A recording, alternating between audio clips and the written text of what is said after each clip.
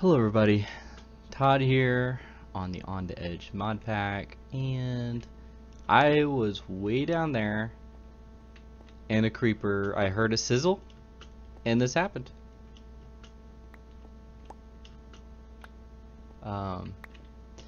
These guys are really making me angry. How they just blow up on whatever. I opened one of those up, see the dirt over there, and it is full of silverfish, and not just regular silverfish, it has special silverfish, and they killed me over and over and over again. I'm not even happy right now. I was like just getting ready to do an episode. That's why I even have like the recording on. I mean not that I was recording, but you know, that's why I have the OBS like loaded up and everything. And I'm really not having a good day since I got off work. Let me tell you what happened here. So I'm going home, it's raining, and this guy, okay, it's raining and I want to avoid the highway, so I take a side road that kind of runs along a railroad track. And so I don't know, there's just no traffic because it's kind of by a railroad track. It's one of these off to the side abandoned roads, so the city doesn't really fill the potholes too much, and it's raining, so the potholes are filled with water. And I drive a car, so when I go slow, I don't want to like pop a tire or something like that. Well, this truck behind me, I guess, doesn't really need to pay attention to potholes, or he's got a truck, so whatever. So he goes into the left lane, and I don't mean like left lane as in there's two lanes that I can possibly drive in. I mean like the left lane is oncoming traffic because it's, you know, my way and then the other way. Races right past me. I like to drive my windows down, and this water just waves into my car. I mean, wasn't even called for. Now I can see, like, you know, that's never even called for. I'm not even gonna make an excuse about it. So I follow him. Not that I have to like follow him out of my way. He's going the way that I'm going, and pull up to a stoplight, and you know, I get the chance to exchange some words, but it just wasn't satisfying, you know. And then if I were to get out and do something about it, I don't even think that would be satisfying, because then I'd have to go to jail, and I can't afford to go to jail. So and then I get home, and out of a fit of rage, I throw my coat, which hits a cup of fruit punch that I was drinking on, and it spills all over the place. Fruit punch. So now it's red, and this thing is it's not a coat, it's a jacket I just got, and now it's got red on it, and it's in the wash right now, so I hope it comes out. But it's fruit punch, so it's known to stain. So there's that, and then I get in here and get ready for an episode, and then just boom. You know, I am real tired of these mobs attacking each other and making each other blow up. Anyways, let me finish getting ready, and I'll be right back. Rant over.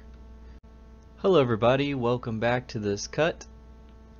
Sorry about the rant earlier, but I was just having a bad afternoon, and I apologize for letting you all into it if you didn't want to hear it. Anyway, so this is the next day. I started recording yesterday, like after the rant, but it wasn't going well. So this is the next day. I'm good to go now. I had a good day today, and let's get going.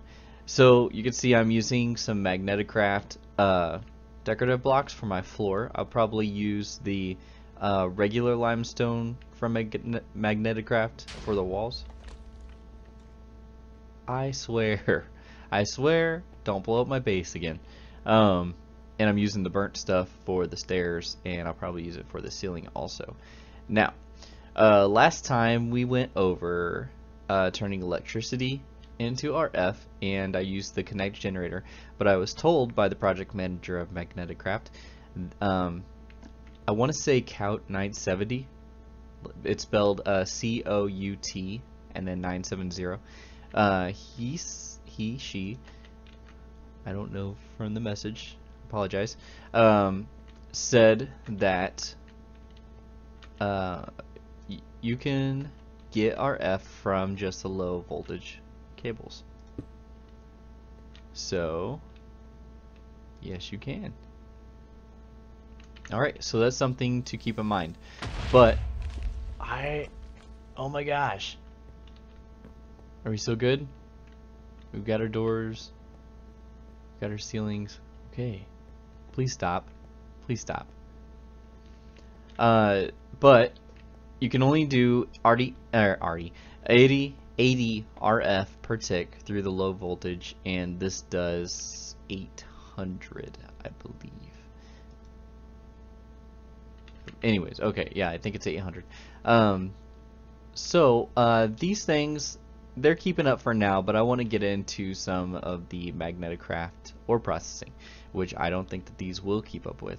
So I'd like to start adding some more electricity to our lines, and we're going to do that with some steam engines, which are going to be powered by some boilers. Well, okay, I did make two, but then I was looking at NEI, and let's take a look at what I saw here. Boiler, it produces 80 millibuckets of steam, and these guys, the steam engines, they consume 40. So you can actually get, you can power 2 steam engines with 1 boiler. So we're just going to use one. The other one we'll save for a different time. This block that I'm going to use right here is infinite water. It's also from Magneticraft, and let's go ahead and show the recipe in case you don't know it. And there's the machine block in the middle. I did say that right. Machine housing, sorry. It pushes water out to any block that can take it. So whether it be pipes or tanks or a boiler. So there we go. It pushed some water into there. I heard another sizzle. I just wish it would stop. I was looking in the config files, and it's got we've got the special AI mod, and so some of the special AIs to give creepers, well, actually is to give certain mobs intelligence, and they want to like tear up things like torches and farmland and stuff like that and doors. Well, if they don't have arms like creepers, then the config says that they get angry and they do what creepers do best, which is blow up. So that's where that comes from, in case you don't know. So let's throw these on so that the steam gets piped into the 2 steam engines. The boiler doesn't push steam, so you have to use these. You could probably use something else that uses fluid, but since we're using this mod, let's use this mod's pipe. It pushes, there are 2 types of pipes. There's this copper pipe, and then there is the iron pipe. The iron pipe does 360 millibuckets per tick, and the copper one that I'm using does 180. Since we're only doing 40 millibuckets per tick pushing, then we'll go ahead and use the copper pipe. If there's a cheaper one, I didn't see it. I only saw the 2. Okay, so we have to heat the boiler up. Oh my gosh. Okay, so it's nighttime. Maybe it'll help if I sleep real quick. So we have to heat the boiler up so that the water actually turns to steam. So what we're going to do is I want to get into solar power. I didn't know, and so I went ahead and did some testing. I didn't know if you had to have like nothing in between the mirror and the sky, or if a window or a glass would work, and glass does work. So we are going to be using that. Let's connect this up just like that right here. And then put this one in the middle. That is the solar tower, and that's the recipe. The heat cable is just some brick and some salt, and that's the heat cable right there, so it transfers heat. And then we're going to put some mirrors down to shine the bright sunlight onto the solar tower core. I'm missing a torch right there. There we go. and 3 on this side, and to heat it up. So I asked the question, do you need just 1 block, or do you need, or I mean, can you get away with 1 block, or can you get away with a tower? What it is that if you have just 1 block, you can only do a circle like this. If you want more mirrors to heat it up faster, then you will need a tower type tower core. That's why it's called that. Also, the best pattern is a checkerboard pattern. If you're going to have it taller and you don't have a field of solar, you don't want to have them like behind each other. That also comes from COUT 970. Okay, so to aim the mirrors, we need the position map that I have in my hand right here. And that's a recipe, pretty easy recipe. You right click on the solar tower, and then you can right click on each one, or you can hold shift right click and it will do all of them in a 10 block radius, I believe. 10 by 10 area. Okay, so now they're all pointing to it, and this thing should be gaining some heat. It's going to do it slower than it normally would if it were just the mirrors and the tower core, but it's transferring heat through the heat cable and then up into the boiler, and it has to keep even amounts of heat, nearly even amounts of heat. You know, this side's going to be colder than this side if that's where the heat's coming from.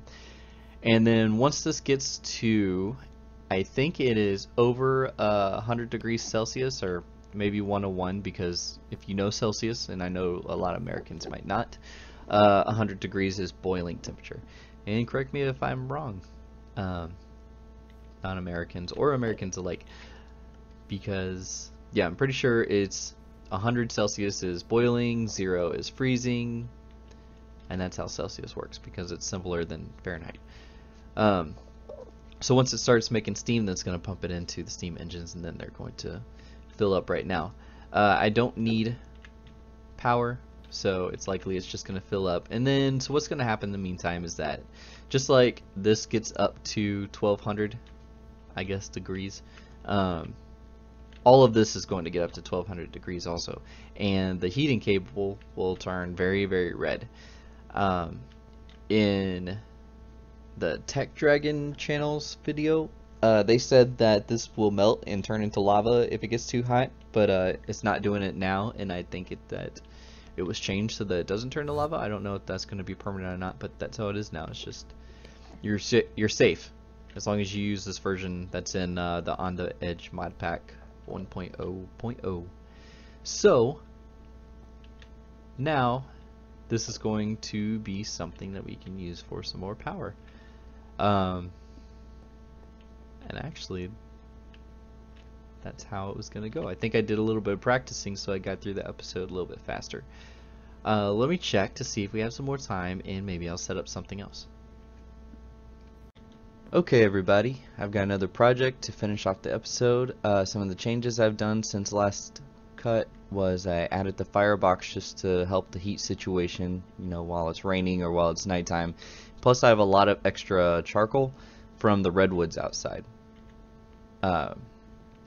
So what we were going to do is I've cleared out an area here, and we're going to get some of the ore processing going from Magneticraft.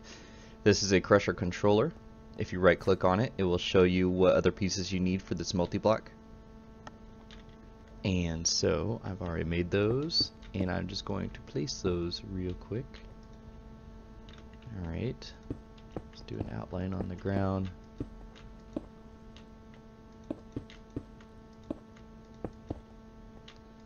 There we go. And then these extra pieces, or not extra, but not normal, just chassis pieces.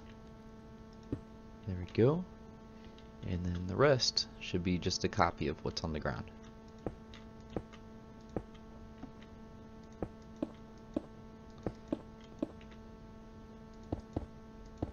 Alright.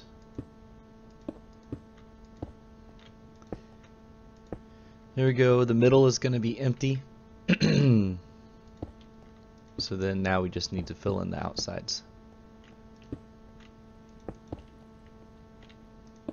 And that should be it. And then you right click on this again, and it forms the multi-block. Okay, so this is the crusher. This is the input. If you right click on it, it has 4 slots in there to take in your ore. This is the interface, and I'm surprised it still had power. I guess that kind of tells that I was messing with it before we actually started the episode. And that's the output, and then this is where the power goes in. Now, what I've done for the power is I've taken this flux duct, and I've run it down through the floor, and I'm using a thermodynamics cover, which I should probably show that real quick. Will it do it if I just hit 3 here? Yeah. Alright, so you get the structural duct, and then you mix it with just whatever block you want it to look like, and then that's what that looks like. You get 6 of them. And that's how you cover these up. I tried using microblocks, but that wasn't working, so use the structural duct to do thermodynamics piping. And then I've run it all through the floor, all to right here. So if we get this out, you can see it's connecting through the floor. Okay, so now we want to power this thing. Every single time I set down one of these things, I set it down backwards. Okay, so then the RF goes on this side, the low voltage comes out of this side. This will turn the RF into electrical energy, and I just kind of I wanted it to start filling up. Sometimes there's a delay. There it is. So now it's filling up. Okay, so we'll get out our wires here, or cables. Sorry. We'll put that in there, and that will start powering it up the rest of the way. There we go. Okay, and yeah, it should be ready to start taking in ore. I don't know, I guess I don't have to come over here. I just like to come over and see how much of the heat it used.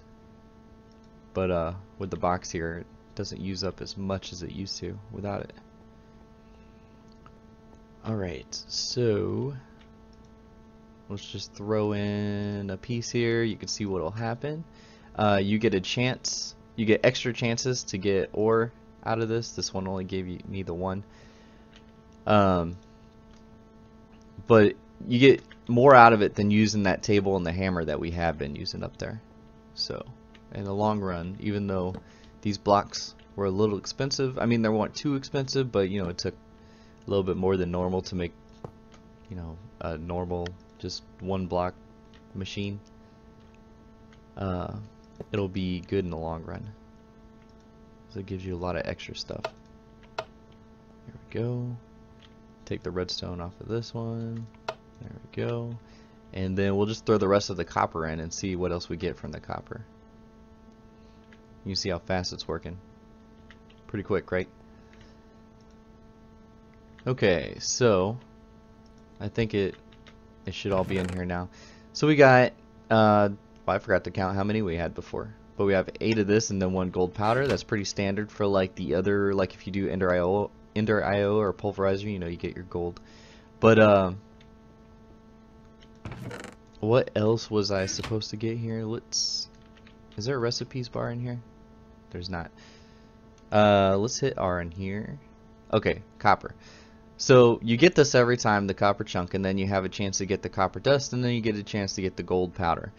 With the copper chunk, later on we'll have other machines called sifters that will turn this into rubble, and then each time, and then when you do that, you will also get another chance to get some copper and some gold powder, and then you get your rubble, and then the rubble can be used in the sifter again and be turned into pebbles, and then you get your chances here, and then I think that's the last part. Yeah, that's the last step for with the pebbles. It's the last processing you can do. There we go, processing. So we'll just throw this in here. Anyway, so now we're on our way to automatic ore processing. I am using the thermodynamics piping here. We will probably get into the conveyor belts and the inserters later on, but right now we don't really have the space for that. I could move that over into here, but with all the creepers outside blowing up for no reason. Oh, here's another thing I changed. I turned this into a hardened energy cell, and I filled it up, connecting it to this here. With all the creepers outside, there is something that I want to try out. Let's put that in there. That's going through. Alright, there's something I want to try out. And that's going to be this airlock right here. And I will get... there we go. I will get its own power and everything, because it takes power to do this. But right now, I just want to use this, because I've only made the one. And we'll go out and try it. So what this is that it will make an air bubble in the water. So we're thinking water base. And we're also thinking that there's going to be something ugly out here to kill me. Well, there's something over here. What is... Oh, let me turn that off. Sorry about that. There's something over here. You see all the red? I bet you those are more silverfish inside that rock bubble. That's probably what that is. Okay, so we will head out this way. And we'll have to do this underwater. Alright, so where was I? What it does is you give it power and then it will make an air bubble. The bubble blocks. I'm pretty sure that this is low enough, right? Well, let's get over here. The bubble blocks, I don't want to get over there either because of that hole. You can pass through like if there weren't there. So let's put that there. Let's do this one here. I think it's this way. I can't see when it's dark. Sorry. And we'll just place this down and then configure it to go out on that side. And I hope, there we go. And I hope that that gives us, ooh, don't suffocate. There we go. It did, gave it some power. Alright, so the next test I want to do is, Bobster was putting, did one of this in one of his Magneticraft videos, and then he took the power off of it, and he wanted to see how long it would last. Well, I want to see how long it would last too, because if it's something where like we can do just this, and then walk away and not have to give it power anymore, then that would be great. We can make a whole underwater base like this, and then if we just light it all up, which we want to do, okay, I am going to use this real quick just to make sure, because I don't think creepers can spawn in the water. Okay, we're good. There we go. As long as we keep it lit up, we won't have the creeper problem, and we'll just have our base underground. The one thing that I'm thinking of might happen is I did see a swamp creature. See, you can walk right through it. I did see a swamp creature, and I don't know if those spawn in the water or if they spawn on land next to water. But so this is where our base is going to be in. Just a real quick test, so we don't have to do it later. I wonder if I break this, will the bubble blocks stay? And they do. And it looks like it doesn't need power. So we're going to leave this here, and then next episode we'll revisit this and see if it's still here or if it's something that needs power, or even the bubble block. Why do I keep calling it that? It is an airlock. And that's the air bubble. And we'll see if it's something that needs power, if it needs to be sustained, or we'll just, hopefully we'll never break one of the air bubbles and we'll be good to go. But that's going to be the end of the episode.